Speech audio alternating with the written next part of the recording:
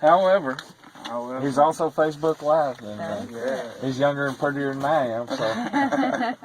Well, you lie very well, thank you. No, for a while now, I've been researching and writing about prison reform, and with my own experience and my research, I come to realize that lack of education is the main contributor to recidivism and incarceration. And in doing so, I wrote a piece called Prison ISD, which I actually turned in and got a perfect score, 100 on, in my last semester. So I would like to read that and let y'all know what y'all think. I hope you enjoy it. Face the fact: America has a problem, an illness-like issue that would only get worse as years of inattention go by. Recidivism, the cycle of incarceration. No matter how you stand on prison policies, everyone can agree that it's a money dilemma. The problem is that it's not working. When did we get so infatuated with incarceration that we lost sight of rehabilitation? What if we change prisons into schools?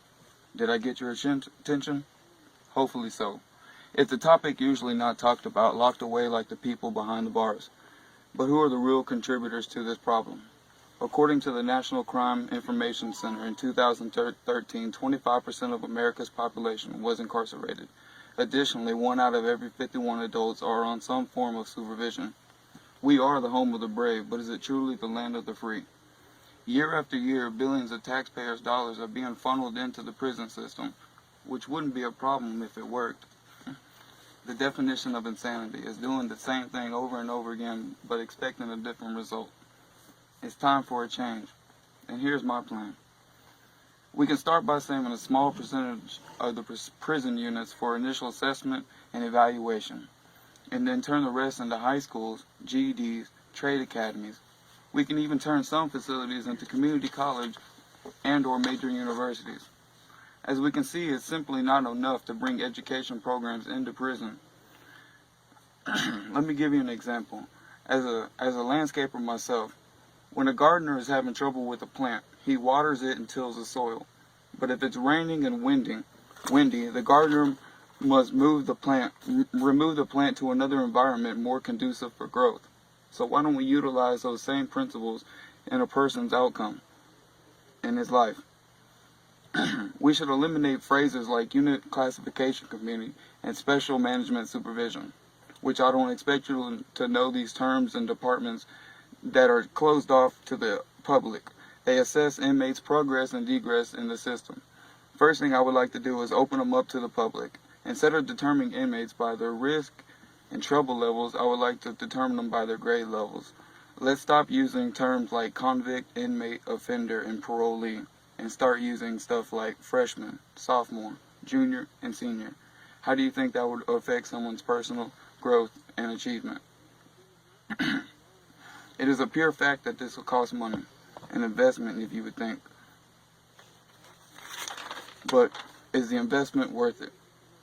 According to the Texas Public Policy, the Foundation, in 2014, taxpayers were paying over $18,000 for every inmate each year, which doesn't sound like much until you realize that Texas is in the top 3 in the United States for locking up their citizens. This doesn't include the county jails, halfway houses, or rehab facilities. It seems like a whole the community has suffered by this never-ending system. Now, we all know the reason for the razor wires, tall fences, locked doors are to ensure community safety from the people who committed the crimes. But inside these walls and cages, there needs to be more study and preparation for the future that lays ahead. Speaking as a former inmate myself, I can see the wrongs in our system and how it affects us on a daily basis. The lack of concern is what gets me the most. When I was released, I was told to get a birth certificate, a social security card, a place to live, a job, a driver's license, and comply with all parole rules. Not to mention, I now must pay for my own food, clothes, transportation, and health care. All this starts the first day you get out. There were no programs available for me on the inside to better assist me in the reintegration programs to help me obtain all these documents and everything else I must need. So imagine if you just spent the last couple of years on this earth in a concrete box with an authority figure belittling you every day, Do you think it would be easy to forget all the torturous acts that you have been through and act like a normal person without proper help and training? To be honest, it was hard for me, but I have to be thankful for the support of my family and friends. But it makes me think about the people who don't have anyone. Do we just forget about them and keep cycling through the system?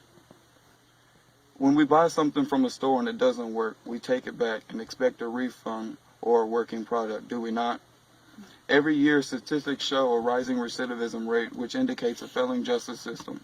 So why don't we as a community go to the government and demand a refund on our wasted taxpayers' money?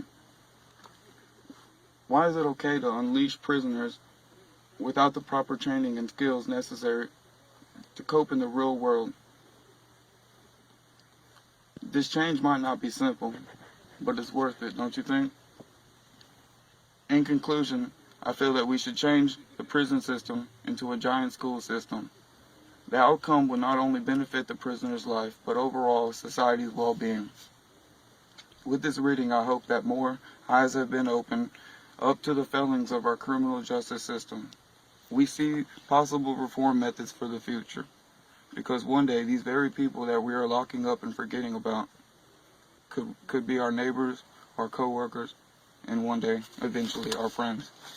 Thank you very much. Oh my God, Joseph. Great piece, man. Wow. Wow. Excellent. That is so profound. I'm so proud of you. And that was the most succinct summary, short, condensed summary of all that ails the institution. So, I mean, wow. And he's an example, you know, one of our success stories. And let's just keep Joseph uplifted in our prayers. I mean, he's a good guy, good heart, and very intelligent. And I mean, what he's put on basically 3 sheets of paper is what we've been trying to convince society of for years. Thanks so much.